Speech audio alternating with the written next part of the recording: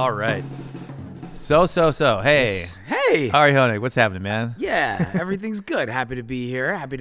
Can we say happy to be back? Or should Yeah. we pretend that this is the first time Right. that this has happened? So we've done this before. Yeah, we've done this before. It's like deja vu. Yeah, for sure. But I don't remember it that well. That's the thing. Yeah. It was a while back, so. Right, and we never listed the other one. The audio got messed up, unfortunately. Yeah. But this is try number 2 here. Yeah, all good, man. You and your band are back in town. Why don't we start out by just talking a little bit about what you're up to these days? Yeah, that'd be great. Yeah, you got a tour. Just give me some Sure. info. Yeah, absolutely. So my trio, we've been touring now. We're kind of towards the end of it. We still got a couple more dates, but we've had a full 2 weeks. Really kind of, I guess, Midwest and the South, and just kind of jumping all over, not really the coasts, but inside the U.S. Cool. And it's like different venue every night, different club or theater. And the band, it's been really, really fun playing with Gotti and Ben. They're fantastic. Piano, bass, and drums. Yeah, they've been great. We're real happy to have them here. They're going to be helping out during the clinic. That's right. Yep. You can definitely check out some of the stuff that we're doing, the clinic, and then also there's going to be some we're going to play some tunes. Yeah, and for everyone listening, there's going to be two things here that we're getting on record. We're doing this little podcast, and then we're going to have the clinic, so y'all can check that out on our YouTube. Exactly. And that's awesome. Any like memorable venues you've been at on this? All of them, man. I mean, it's the thing about having such a big country is it's almost like there's so many different parts that are just so unique, Yeah, you were telling me it's like a different world. Yeah, we just came from Texas, 3 shows in Texas. And even in Texas in itself, it's like we were in the north of Texas. We started in the north of Texas, right? Dallas, Denton. And then we went to Austin and then San Antonio, and they're all really different. Sure. But I love we were there for 3 days. Before that, we were in Wyoming, which is completely that's really the country, Sure. We saw the sunrise there and played at University of Wyoming there. And then we kind of started we started in Ohio, and we did, Cincinnati and Indianapolis, and then we did Nashville. Nice. Yeah, so it's like everywhere's a little really kind of unique. So these kind of road trips are pretty fun. But people appreciate music everywhere, man. It's like... They really appreciate it. Yeah, so we're having a blast. That's great. Yeah, I've been a fan of yours for a while. I really love your style and kind of just the way you utilize the instrument melodically. Thanks. Thank you. Yeah, that's and even down to some of the you just use some kind of novel techniques for getting really like even specific pitches out of each drum. Right. Sometimes, yeah. Very, very cool stuff. Yeah, tell me a little bit about your background, like how you, your family, how you originally got into music. Like, did you have a musical family? Or? Yes, I do have a very, very musical family. In fact, pretty much everyone in my family is musical. Nice. Both my parents are classical musicians, so really it's a classical background. My father's a choral conductor. My mother's a violinist. They still do play, and so I really grew up with Baroque music, with classical music, a lot of for example, Beethoven, Bach, Mozart, Chopin. These are all, Was drums your first instrument? Violin was my first instrument, then piano.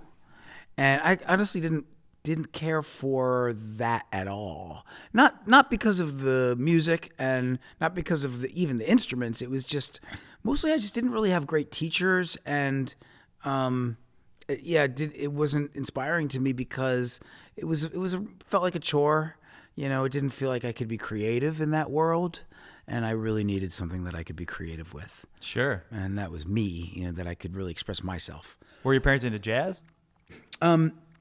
No, my parents don't know anything about jazz, but my mom started learning more and more, and then when I started playing, both my parents did. Nice. But that was good for me that they didn't know, about jazz or even about drums. Actually, that gave me a lot more power, over what I did. Yeah, right on. And then, where are you originally from? I'm from Philly. Philly. Okay, cool. That's awesome. And then, what age did you start? Did you pick up, start playing traps? Drums at 12. Okay. I started playing drums, started playing, along the radio pretty much right away. Started playing jazz probably a year after, maybe 2 years, a year or two later. When you first started, who were like some drummers that you really dug? I didn't, I mean, well, yeah, like later on, really, because I don't think I really even started listening to drummers for a while. But Okay. yeah, I mean, when it became a thing, it was like rock. First of all, I really liked rock, right? So I loved Metallica, metal was. It was definitely a thing for me. I could definitely follow that. I started really liking like Neil Peart and like. Do you remember what kind your first kit was? Oh yeah, I had a Tama Swing Star. No, Tama Swing Star, was it? Or Rock Star or something like that. One of the stars maybe. Yeah, right on. Tom makes good stuff. I don't know what it was, but it was cool. And then I started getting into more jazz, and of course it was all by Dave Weckl, for everybody then, including me. And then it was all about Jeff Kane Watts, probably when I was like 17, it was like, well, that's what I want to, do. And then I kind of switched a little bit, but that was the general area. And then after that, it was just all about me. No, a lot more people. But I did start trying to maybe follow my own path a little bit more, just from when you emulate, certain people. I mean, I really emulated I went through different periods of emulating different people. And I think common, but at some point I realized I really need to be myself and pursue that, and then I put a priority on that too. Right on, man. And so early on, do you have a teacher that was a real inspiration to you that really kind of led you to oh, I want to do this for a career? Absolutely. I mean, I don't think I had a teacher necessarily that did that to me when I decided that I wanted to make a career out of being a drummer. Sure. But I mean, the music did that. I think the music really gave me that confidence that that I could do that. But I've really been very fortunate to have just some absolutely fantastic teachers, Rob Zolman, Carl Matola. And then were these guys out of Philly? Yeah, those guys both were teaching me in Philly at the time, and Ed Soph went later when I went to University of North Texas. I know that name. Yeah. Just saw him a couple days ago, actually. Nice. Yeah, and Ralph Peterson, who I got to study with for I guess a couple of summers that I was back from college, and then later as well. So I think those four really kind of were my most influential teachers. Okay. Yeah. Very cool. So you did university over in Texas. That's right. And then eventually you ended up in New York. That was what age were you when you ended I moved up to New York when I was 21. Okay, cool. Yeah, the Big Apple. Yeah.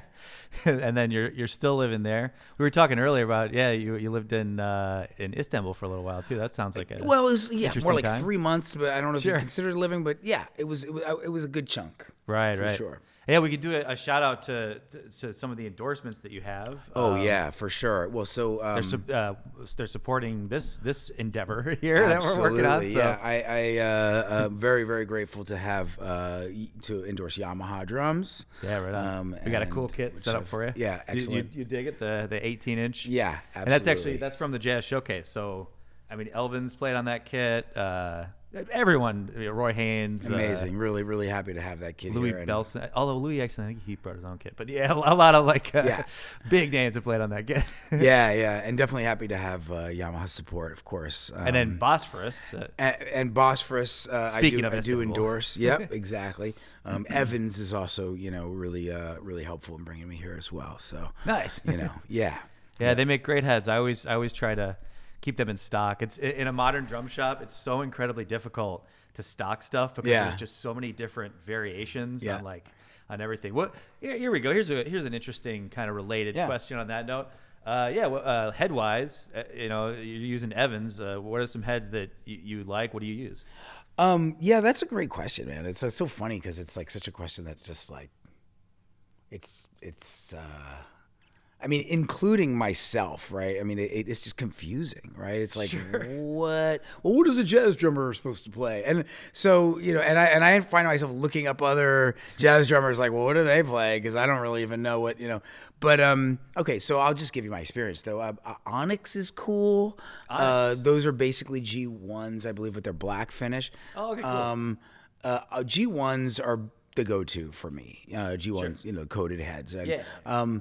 Sometimes they're thin, so if you play really hard, they're not gonna withstand. They're not just not gonna hold up. But I don't generally, and those are really the heads that I think work the best with my music. Yeah, those are probably my favorite ever. Because there's just like there's a ringing, that I really like, ambience,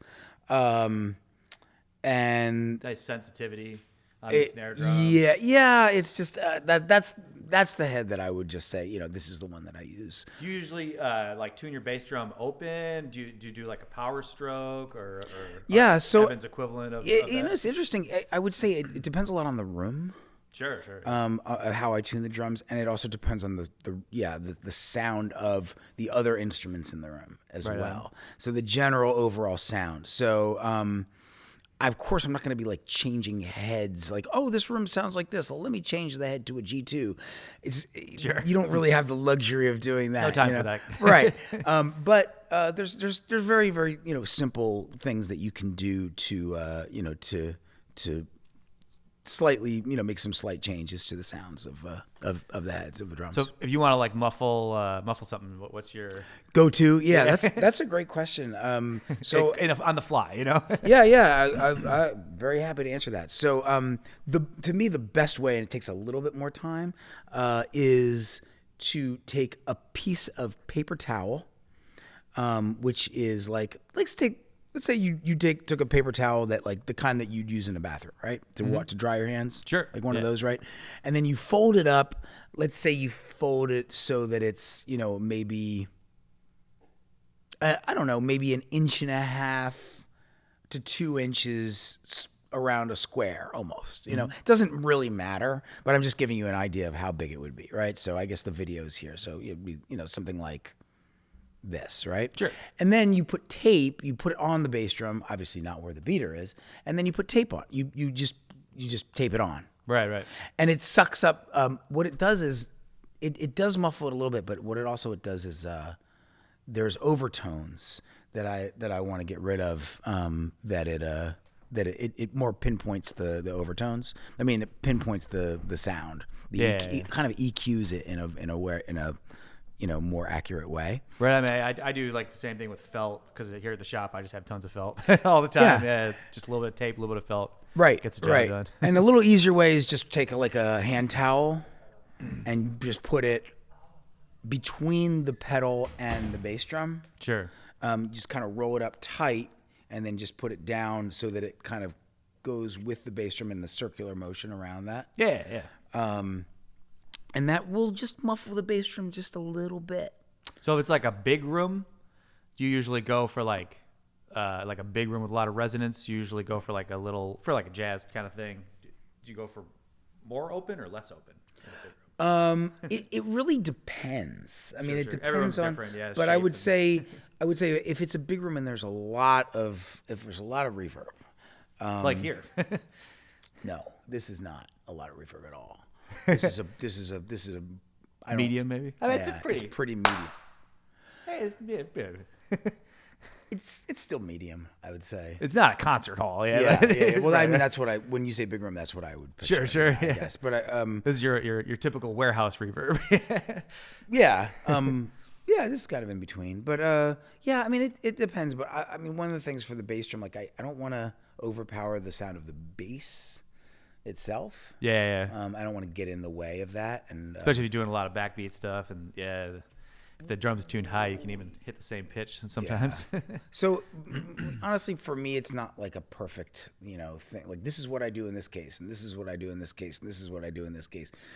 I just like to leave it a little bit open for whatever happens. Yeah. And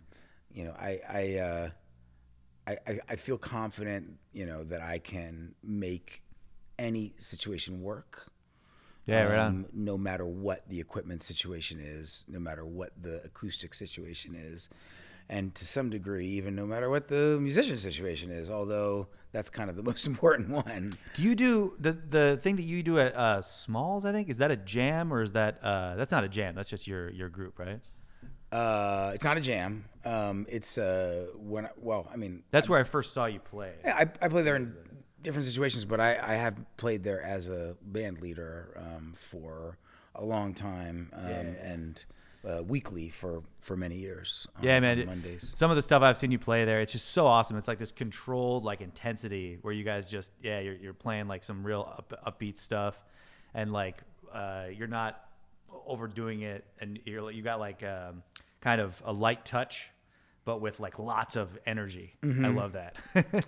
That's one of the things I really respect about your playing. How did you learn to do that, man? How did you learn to have so much control and like with your group too, the communication? Because I've seen it with this group too, because I've seen you guys play. You guys do really cool things where it's just like you're almost like reading each other's mind, and it's like you know what you're gonna do. Is it just from like just because you guys play together so much, or do you guys like plan this ahead of time? And then I'm curious. Give me some insight. Don't give away too many secrets. It's like basically it's kind of, think of it this way. So I have a band. I book a tour, and I call the people that, like, if you were gonna hang out with two people on the road and have conversations every day about different things, like I just would call them my two favorite people to converse with. Sure. That keep not as in a actual conversation, but a musical conversation. So my point is, like, people that inspire me to make creative choices, to be engaged in the music. There's obviously, things that are, like, I have music that I've written and like they should play it correctly or whatever, but that's not, we're so much kind of beyond that it's more just like, where do I feel like I'm just creative and fun? Like, who's it fun to play with? I have to have fun. It can't be a chore. It can't be a drag. It has to be just fun and interesting and engaging. You always do look like you're having fun when you're playing. That's another thing, man. Yeah, you don't look bored. Very, very fortunate to play with some of the very best musicians in the world. Yeah, and the world doesn't maybe know it yet, but they are. Yeah. Any new cats that you've run into in New York? You want to? Yeah. One is named Gotti Lahavi. Okay. And he plays piano, among other things. And another is named Ben Tiberio. These are the ones that I've run into in New York most recently that are most inspiring. So I'm like, hey guys, want to go do a tour, and you want to do a record, and you want to hang out, and hey, I'll cook you dinner. Come on. Sure, man. Yeah. So yeah, and that's just how a band is formed. And then when you feel that, where did you run into them? It's New York is a very kind of a special scene. So a lot of people come from all over the world, really, just to be a part of improvised music, improvised music scenes. So you actually have just really excellent players, creative players, and just very, very, just very good players. That's the reason that I went there. You almost like can't help but run into interesting cats. Not really that you can't help it, but you have a good shot at this isn't like you just go out and out of the house and step on a great jazz harmonica player or anything like that. But you can you remember when for example, when I played with Gotti for the first time. We didn't really start playing together until a long time after that, but it made a very strong impression on me when I heard him, that I was like, this is going to be something that I'm going to try to, deal with at some point, like whenever the time is right, So, and really the same with Ben as well. I didn't really have the capacity to hear someone and then just all of a sudden form a band immediately. But, when you play with somebody that, that really speaks your language, and that also that somebody that hears my language and understands me, sure, it's memorable. It makes an impact. So, you remember that and thinking down the road, like, oh, and so then sure enough, down the road will happen. Time goes on, and so yeah. Awesome. So you should do a shout out for the album that you guys are currently promoting. Give me some info. You have them here, right? I imagine you brought. I do. Yeah, I have some records here. The last record that we did as a trio is called Golden Treasures. All right. And it's exactly that, three of us, and we actually have a special guest on it named Yoav Eshed, who's a guitarist on two of the tracks. We've actually recorded another record, the same group, but it hasn't been released yet, and I haven't even found a name yet. So, give me a little help here, somebody. Please. I will find a name at some point. It's not easy. I don't know. I just have Sometimes the music comes easier. So that's the most recent thing of this trio. Good deal. Is there any kind of musical ideas that you can that are involved in the album that you can tell us about with words? Well, it's a kind of a COVID baby, this project. Some of the compositions as well as just the way that the trio met up and kind of experimented, and there was no pressure to oh my God, we got to get ready for a gig. We got to get, whatever, 10 tunes ready for a gig and then let's rehearse them. It wasn't really like that. It was just let's just play some shit and let's try it out and see what it sounds like. And if we like something, we'll try it again. It was very informal and relaxed. So, that's, yeah. Nice. Awesome. Well, yeah, that's fantastic. Yeah, we could probably talk just a little bit more and then we can do sound check and everything. Anything on your mind you wanted to bring up, maybe some drum ideas. I remember, one of the really fun things that you do is playing the melodies on the drums, because I have to bring that up. You probably get sick of people bringing that up sometimes, but tell me a little bit about maybe your inspiration for doing that kind of stuff, because that's pretty novel. Not a lot of drummers doing that. I could count them on my hand probably. So it comes from a place of trying to develop something that I do feel is unique, but at the same time can be musical. Sure.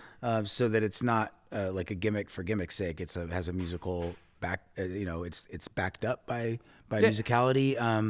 I love songs. I love singing songs. I love the melodies of songs. And as a drummer, I don't a lot of times get to play the melodies, the pitches of the songs. Sure. But I hear them. I do hear them all the time going by. And so it's just an expression of what I hear, really, when I do it. I don't do it all. I do it maybe a little bit less often than I have at certain times. Mm-hmm. Sometimes I'll say, okay, I want to play this tune because I know the melody, and this tune because I know the melody, or I'll learn some intricate bebop, heads on the drums, and I've definitely done that. But I don't feel like I need to do that at this point. But it's definitely part of me, so I can. When you think of form, when you're playing a tune, do you usually kind of have the melody going in your head? Let's say you're doing a solo, you're playing a solo. Absolutely. Yeah, it's exactly that, actually. I remember learning that from because I used to always just do free form, and then you realize I can do the form too, even though I'm not playing pitches. I should keep those changes in my head. I went through the same thing, and for a little while I would play jazz, and I didn't really even realize how form was kept, and that it was the song kind of over and over again. This isn't really something that anybody told me or was even talked about. It was just something that I could hear it, right? But I didn't really know. When people who aren't familiar with jazz, they're just he's just playing random notes. I don't know what they're doing. Wasn't even just that. It wasn't that I really was feeling that it was random notes. I was just thinking the drummer just plays along, ding ding a ding ding a ding, to whatever the other instruments are doing, right? And then one day I realized, they're playing form. There's actually a form, and it's the melody, and it just repeats. And when I realized that, I started hearing that. I started more counting the phrases too. And then I realized that all the people that I was playing with, that I was playing with at the time, were just completely losing the form all the time. So then I would just be like, man. And then that is a skill though, because especially jam sessions, it's gonna happen, and then everyone somehow has to get back on the same page again. Right. But I think the difference, especially when you're playing a song, is that if you can hear the song continuously while you're playing, then anything that you play is kind of valid, as long as you're hearing the song itself while you're playing it. Does that make sense? Sure. And you're hearing the relationship of what you're playing to the song. Yeah, right on. And so as long as you can hear that, then that means that you have a reason for playing what you're playing. And any reason that you have for playing what you're playing is a good reason. Yeah, it's a valid reason. Yeah, like telling a story. Right. Yeah, but if you're not thinking of the song, you're not thinking of the melody, maybe you're just thinking of the number of bars or something like that, you're not really playing the song anymore, and that's not really a valid reason. Sure, man. Right. Yeah. So yeah, hearing the melody in your head while you're doing, and it works the same for harmony too, as well. And while they're playing the changes as well. Yeah, you can even you can comp the melody a little bit while they're playing. Yeah, yeah, man. Yeah, it's a really cool thing. It's like multitasking, because you're already using all your limbs, and then your brain is thinking of yet another thing. So it is practice. It is coordination as well. It's mental coordination. Yeah, for sure. Absolutely. For sure. So yeah, like when you were really getting your skills together, like how much did you practice a day? This is kind of a generic question, but I gotta ask. Yeah, no, I mean that's fair. I think I practiced, maybe in high school. I was a little limited to, like, for the neighbors and stuff like that, how much I could practice. So I think I remember practicing until 4 or 5 p.m. Pretty steadily. I think I probably practiced 11th and 12th grade, between 2 and 3 hours a day. Were you real regimented, or did you spend a lot of time playing? I was just into it. I just I did all of that. Yeah. Some rudiments here, Yeah, I mean, rudiments, I guess, were a part of it. I had teachers too, and teachers were giving me assignments, but I did a lot of things on my own for fun. I mean, it was fun for me. Did you ever do marching band? Yeah, but not in the way that you're thinking. Sure, I did it for 1 year in high school. Yeah, because I didn't have really a marching. I mean, the marching band consisted of 3 percussionists and a xylophone. Oh, okay, it wasn't a big thing at your school. It was, and it was really sad. Like I actually did marching band. I just played left-handed. Snare. I just played the snare parts with my left hand, just because it was so boring, and I needed something to challenge myself, so I just did it left-handed. I'm trying to remember. Do you play traditional or matched? I play matched. You play matched? Okay, cool. Yeah. Yeah. That's a kind of an interesting choice. I started matched, but then I learned traditional a little later, and I kind of switched back and forth. Oh yeah. Yeah. Yeah, I have some students like that.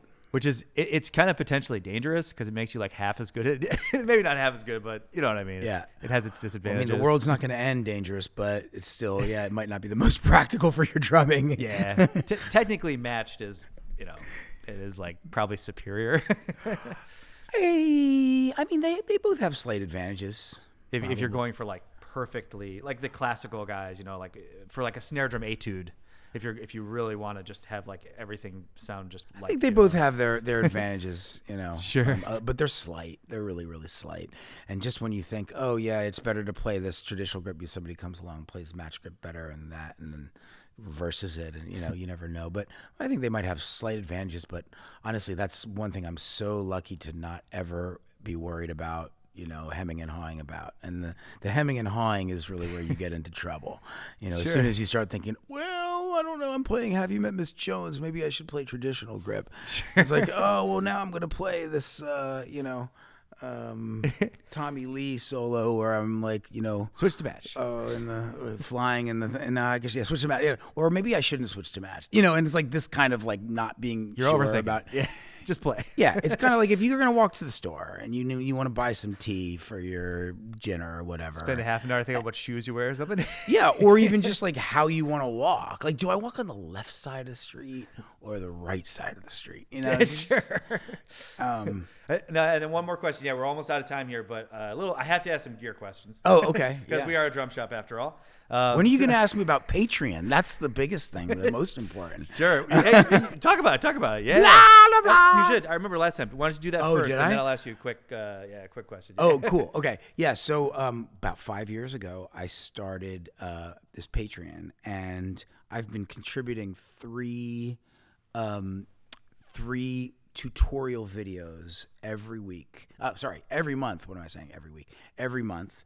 All about very different topics. A lot of, obviously, drumming topics, coordination, rhythm, technique, but could be like how to book a tour. It could be like compositional techniques. I even have one video that's basic piano skills for drummers. It's called. Oh, cool. Nice, right? Yeah. But only specifically for drummers. So it gets into a lot of different topics, and so it's been like my little baby. I've been kind of nurturing it, and there's about 215, 20 videos now there. So how do we check that out? How do we scope that out? So, well, I mean, you can link to it from my website, but as long as you know how to spell my name, then you are going to be okay. Sure. And that's AriHoenig. If you put that into the wonderful World Wide Webster, and my website is just myname.com, but it's also Patreon/Ari Hoenig. You can find it, and nice. and then you can and just be you can be like a very low tier member and just access. You'll still access all of my videos. It's a very, very good. I would say. Right on. It's really cheap to access everything. So yeah, it's a really good way if you want to hear a lot more from him, and then like support him a little bit. Yeah. Absolutely. All of your musical endeavors. So I try to keep it entertaining as well as educational. Right on. And there's different levels too. I mean, it's a lot of there's definitely like a good amount of quite advanced things, but I have things that are geared towards beginners and intermediates and yeah. So for any of you out there who want more from Ari, that's the next stop. Yeah. And then last little question here. Gear wise, what's some like cool stuff you've run into lately? Because I know you're not like a huge like gear fanatic, like you're not like a big vintage collector, at least as far as I know, but there's got to be some cool stuff that you've run into lately. So yeah, just any like a symbol or even some of your endorsements. I wish I could tell you the name, but I had a student I think it was somebody in the summer in Austin, and he gave me a stick holder that connected to the floor tom, just sat on the floor tom. Okay. Cool. It was just like for 2 sticks really, or maybe 4 you could put on it. And I was like really skeptical at the time. I was like, I might know what you're talking about. Gear. I don't care about gear. Get it away from me. And then I had it, and one day it came in so handy. Why did it come? Will you like drop a stick or something? I always put an extra stick in the bass drum in case that happens. I don't remember why I used it. I used it for something really, really specific, but I needed to access like some brushes or some sticks really fast. Sure. And it was faster than going into my quick draw. Yeah. Yeah. So anyway, I'm unfortunately I don't know what it's called. I don't know who gave it to me, but it was cool. I can look it up. Maybe I can try to. I still have it. That's an interesting choice. Yeah. Yeah. What is your symbol? What is your? Because I think you have a Phosphorus ride. I do have my own line of cymbals, which I designed with Phosphorus. It's called Lyric Series. Right. And sometimes my daughter says, "Daddy, did you name me after a cymbal?" Because her name is Lyric. Oh, that's funny. Yeah, but she also thinks that the non-alcoholic slushy red, yellow, and white sugary icy drink in Jamaica. And she thinks that Bob Marley, the musician, was named after the Bob Marley drink. Oh, yeah. Sure. They're a little turned around sometimes. Kids are great. But it is called Lyric Series, nice. And Phosphorus makes it. Is it a kind of probably a lighter ride? I imagine it's not too definitely heavyweight. jazz. There are 3 cymbals. One is a 23 ride, kind of main ride. Really cuts really good especially for big band. I use it for everything though. Nice. And then there's a 21 that comes with rivets, comes with rivet holes. Sounds killing. I really like that one. And some hi-hats that are, I would say, it's a little bit heavier than your average jazz hats. Cool. They're all Lyric Series. You got a strong chick on there. Yeah, exactly. Yeah, man. And sometimes hi-hats can be we'll talk more later, but hi-hats can be interesting. The really light ones, sometimes you get that like air pocket issue, you know what I'm saying? Yeah. Or even if they're super light, they can invert. Yeah. But awesome, man. We have to do the clinic now. But Let's do it. Fantastic. Great talking time to you. hanging, and I'm so glad you guys come back. I got one question. Oh, you have a question? Oh boy. I'm a big fan. Oh, thank you so much. Of course. I just want to say that thank you for talking about your Patreon, and For me though, I find that the tutorials are kind of disjointed. Like, do you have like a system? Like, if I want to like train my rhythm, like have like a cohesive A to Z kind of thing that I can work through, like almost like a.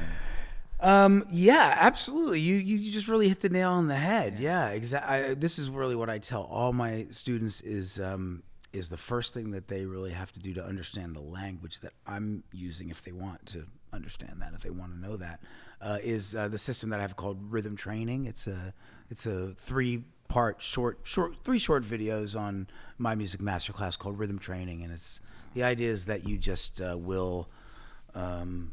you will learn the vocabulary by going through those things one at a time, one piece of vocabulary at a time. Just like you're learning language, new vocabulary words, really one at a time. You learn to use them, and you're always using them in musical context, so over songs. And very good question. Yeah, I can. Of course. Is it time for one more question? Yeah, go for it. Go for it. Actually, honestly, yeah, you guys can do a couple here. I'm gonna start letting people in. I just have one more because I'm now kind of preparing for Christmas. And my mother-in-law is a huge fan of yours. Mm-hmm. Oh, yeah. Okay. Yeah, all right. and she's not a drummer at all. So okay. Like all the Patreon stuff is just not going to be good for her. But like she loves, I don't know, just like a stalking stuff or anything. Does she have like a good sense of humor? Like, do you have a good relationship with her? Like she's awesome actually, and she's really funny. Yeah.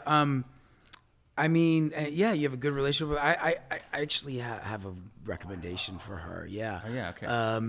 Do you know? Does she like undergarments? Undergarments.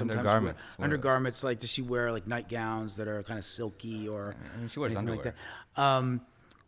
There's a designer underwear that is actually unisex. It's for men, women, and neither, and both. Okay. Sure. It's my line of underwear, and it does have my face on it, and it's really quite it has a good nice humor. It has some humor to it. Okay. It also has just some general feels good against your skin. Yeah. And it's if you fold it up and put it in a Christmas stocking. Yeah. You will have the most memorable Christmas morning. Yeah. I feel a little bit that might be too much. I mean, she just got a new iPhone. I don't know if there's anything in for that, or like maybe something more simple. Oh yes. Well, we have iPhone cases, of course. Okay. We have some really cool kind of T-shirt designs that I did. I did all these designs myself, actually. Wow. During COVID, right? So and during COVID, you really have to kind of create your whole thing, right? So I couldn't play gigs anymore, couldn't do records really, nobody was doing any of that. So I just designed clothes. Wow. And so I made my own clothing design. Did you know this? Yeah, maybe I don't think we've talked about this. We haven't talked about this. Yeah, maybe so really I did briefly, this. but yeah. Right. Well, I have 5 T-shirt designs, cool, iPhone case. Did you bring any? I don't carry them with me, but if you go to my website, arihoenig.com, and you go to store. Cool. You can actually look all this stuff up. There's hats as well. Honestly, yeah, we maybe I could stock a couple at the shop, because what I do want to do is definitely stock some of the Bosphorus symbols that you have. I haven't ordered from Bosphorus in forever. Yeah, but that would be a good thing to do. And then we do have tchotchkes and like swag stuff here, so yeah, I'd love to. Yeah, it would be fun. Yeah, you wouldn't get them from me directly. You would have to actually get them from the because I just made the designs, and then the company ships them out. But you can access them from my website, and like again, there's shirts, hats, iPhone cases, and really my favorite is the underwear. But I understand if your grandma might be a little shy. Yeah. So for her again, what's the link again, so I can send it to her? It's just arihoenig.com. /store. You just go to my website and explore a little bit and see what you get. There might be some kind of cool surprises. Wow, thank you so much. Yeah, sorry for good thank you for deal. Good luck to you. Learn a lot of songs. Of course. Remember, learn a lot of songs. That's the key. Huge fan. Cool. Well, yeah, thanks for listening, everyone. And that's Ari Hoenig again. Thanks, Steve. All right.